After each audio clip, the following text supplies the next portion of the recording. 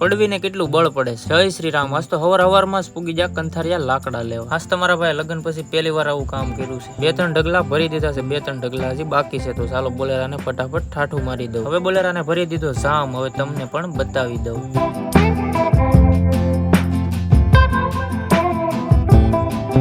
Fortuner લઈને નીકળી ગયા અને મારા હાહરાના વાડામાં કરી દીધી ખાલી।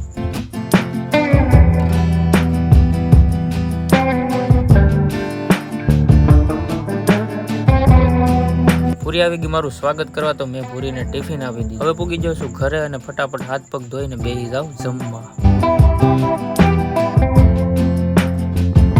હજી તો એક જ કામ થયું છે ને એક કામ હજી બાકી છે, તો મારે જવાનું છે કંથારિયા દાડિયા લેવા। તો હાલો હવે પૂરીને કરી દઈએ બાય બાય અને જવું છે દાડિયા લેવા। હવે પૂગી જાઉં છું કંથારિયા ને આપણી ફોર્ચ્યુનર ને મૂકી દીધી સાઈડમાં અને દાડિયા પાસે જો આટો મારવા। હવે પૂગી જાઉં છું ઘરે અને અહીંયા ઘરે આવ્યો તો પૂરીને બધા પાણી ભરતા હતા, કારણ કે અમારા ગામડામાં છે ને ઘણા દિવસો પછી પાણી આવે છે। 8-10 દિવસે એકવાર પાણી આવે છે। આજ તમારો ભાઈ 8 દિવસ પછી એકવાર નાયો છે, તો એના માટે એક લાઈક તો થઈ જાય। આજનો મિની વ્લોગ આખો અલગ અંદાજમાં જ બનાવ્યો છે। તમને ગમ્યો હોય તો લાઈક, શેર, સબસ્ક્રાઇબ, ફોલો કરતા જજો। Bye bye.